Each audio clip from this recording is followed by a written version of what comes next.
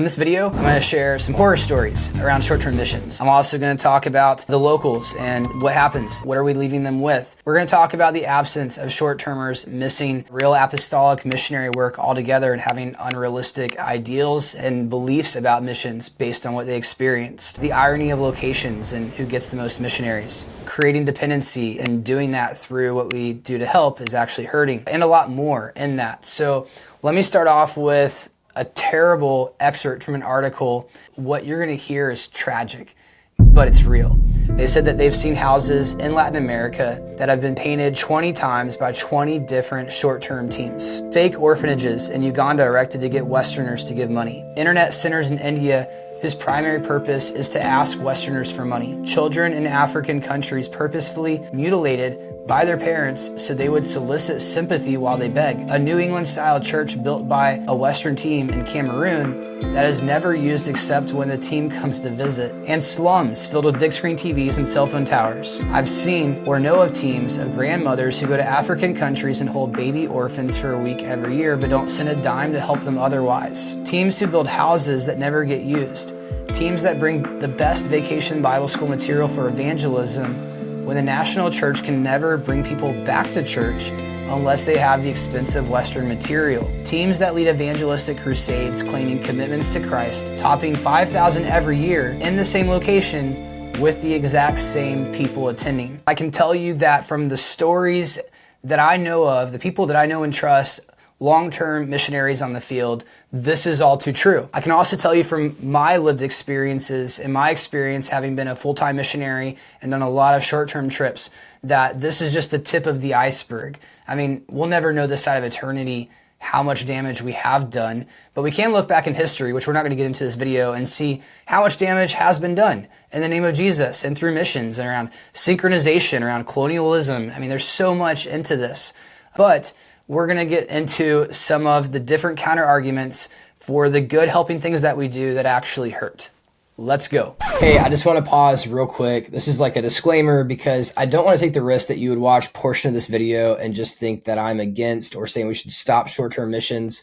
However, I do want to present to you the findings that we've learned over the last years and decades of people have studied short-term missions and talk to people boots on the ground. And so I hope that you will take all of this, but that you will rethink short-term missions and how to make them healthier as a result of the information I'm going to share. And please do watch the following video where I outline solutions to make them healthier. First off, let me just share with you about an experience that I had in Guatemala. I say this, I love my friends in Guatemala. However, I want to see us be a healthier church and do missions in a healthier way. And so I'm going to tell you my perspective of what I've seen in Guatemala, having been there myself. And that is missionaries doing almost all of the missional type work. The locals, the local believers, are absent from doing missional work or taking care of the orphans, the widows, and the poor and the hungry. It's the Westerners who are coming to do all of that. Churches all over, everywhere. And there's mega churches that are larger, they're more wealthy, more modern, bigger than our own home churches that we're going from to be sent there. They're not taking care of the same problems that we're going there to take care of because we're solving their problems for them. Team after team, they're arriving to do clinics, orphan care. They seem totally disconnected from caring of the least of these in their own area because we're robbing them of the opportunity, and they really have very little incentive to do the work of the church in their own home country when we're doing it all for them. They're missing building the muscle of being disciple makers and missionaries in their own home country, let alone then going to feel that urgency to, if they've learned how to do it there, send and do it in other countries that need them desperately as well. All right, so here's some obvious cons around short-term missions trips. What you start, if you're going on a short-term trip, you can't personally sustain and nurture. You don't know the language. You don't know the culture, the social constructs, the shame and honor system, and how what you do and say and invite people to do is going to impact them in the long term and what that means for them consequentially. If you did lead someone to Jesus, you can't actually stay and help that person now know how to follow Jesus. So it was good that you led them to Jesus, but like, do they still even know what that decision meant? I mean, there's this practical, like there needs to be this follow-up. Who's going to be there after we leave? Are we starting something that we can't sustain? Most short-term trips rarely are ever going to witness real apostolic missionary life. But most teams, they're going to do a number of work projects, they're going to do a lot of activities, and they're going to do 2 days or 1 day of sightseeing, the little mini vacation at the end of the high impact trip. So the whole trip has been built for the sake of the team's experience. They're having to make up activities that they would not themselves do in normal missionary life. So you're not really learning what missionaries do and how they live and what they go through. The average short-term trip, they totally miss the absence of learning about suffering for the sake of the gospel. Your missionaries who have gone through sickness and trials and challenges and obstacles, feeling like they're out there every day trying and nothing is happening. Well, this short-term trip, everything is happening. Everything is highly positive and big results because it's Big Bang and we have the funds to do something big. But you miss this whole other real life of missionary work. And so there's this big major gap between what you experienced as missionary work and what real missionaries live and do.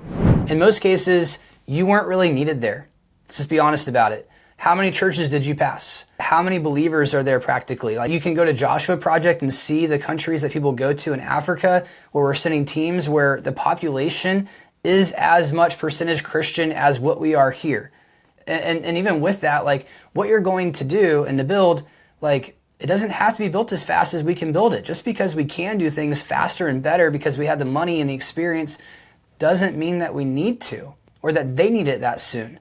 All right, real quick, let me just let you know, like, I would love to hear from you, any questions that you have or feedback, pushback to what I'm sharing in the comments. If you want to continue to learn more about missions, definitely please subscribe. I would love to continue to share content that helps you because I would love to see more people go to those who need to hear the gospel. Discipleship at the expense of the local church and at the expense of hurting the gospel presentation. We send people to go teach and preach and help and encourage that we would never give platform time in our own churches. And these people, they're sponges. They think because this person's on a short-term missions trip and they were sent by a church that this person has so much spiritual treasure to give them. And yet this person may have just given their life to Jesus 3 months ago.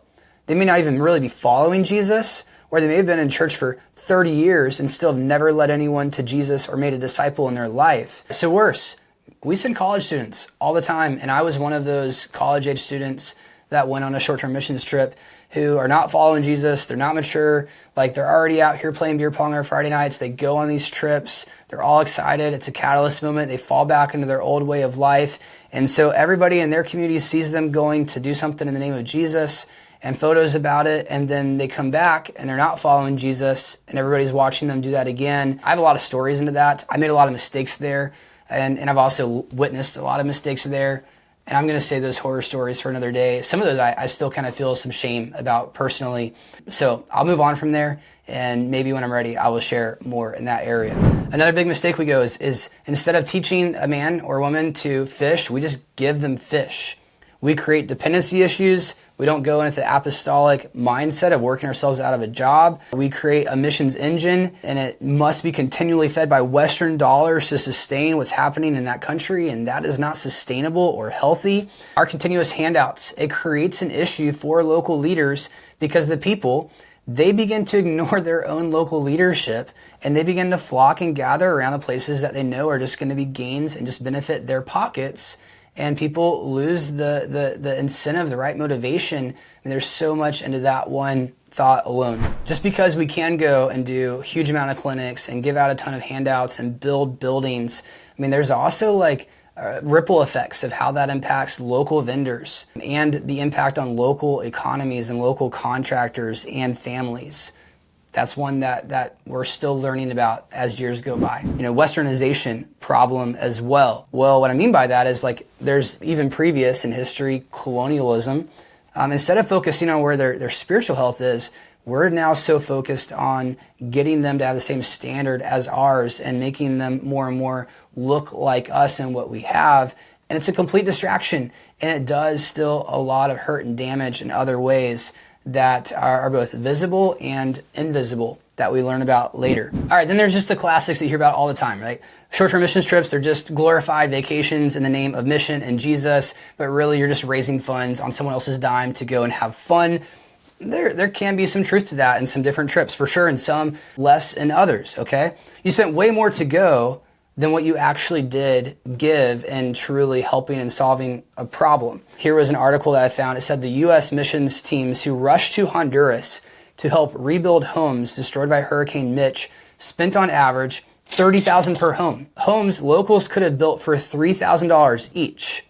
All right. The money spent by one campus ministry to cover the cost of their Central American missions trip to repaint an orphanage would have been enough to hire 2 local painters, 2 new full-time teachers, and purchase new uniforms for every student in the school. We need to evaluate what we say we really are about and what we want to go and do with what we're actually able to provide and give and the lasting impact that really makes.